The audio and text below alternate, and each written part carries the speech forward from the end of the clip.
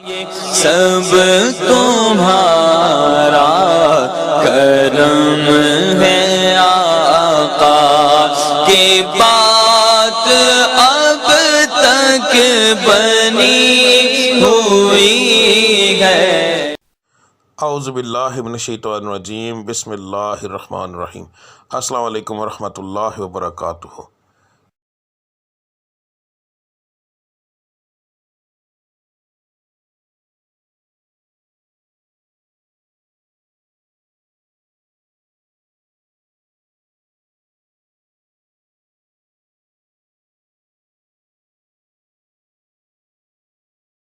آج کا دن کیسا رہے گا یہ بتانے کے بجائے میں آپ لوگوں کو یہ کیوں نہ بتاؤں کہ کس پڑھائی سے اللہ تعالیٰ کے وہ کون سا بابرکت نام ہے جس کو پڑھنے سے آپ کا آج کا دن بہترین رہے گا۔ بات کو غور سے سن لیجئے، سمجھ لیجئے۔ ہر سٹار کی جیسے پڑھائی مختلف ہوتی ہے، اسی طرح مہینے کے حساب سے، اسی طرح دن کے حساب سے بھی علیحدہ علیحدہ ہوتی ہے۔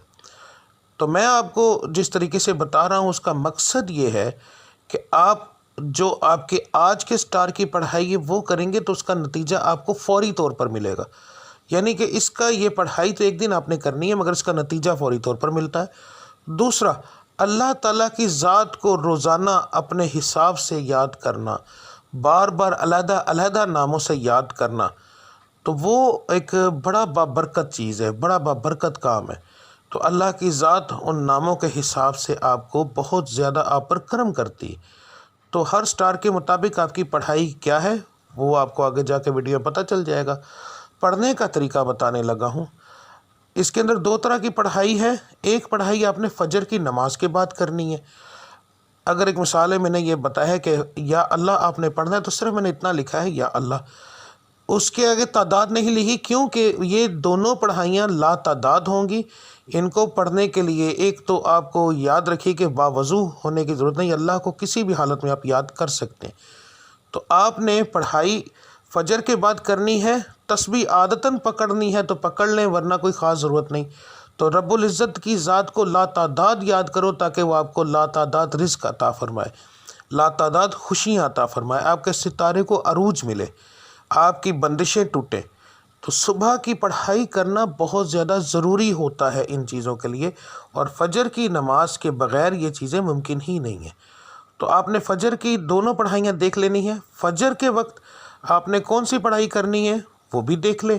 اس کے بعد دوسرا جو لفظ ہوگا، ٹھیک ہے، گھر سے کام کے لیے نکلتے وقت، تو آپ نے یہ لفظ آپ نے کب پڑھنا ہے؟ اگر آپ گھر سے باہر کام کرنے کے لیے جاتے ہیں تو پھر کام پر جانے سے پہلے جب آپ تیار ہو رہے ہوں گے، اس وقت کام کی تیاری کے لیے جب آپ تیار ہوں گے، آپ اس وقت یہ پڑھیں گے، اور پھر پورے دن کے اندر وقفے وقفے کے ساتھ یہ لفظ آپ لا تعداد پڑھیں گے۔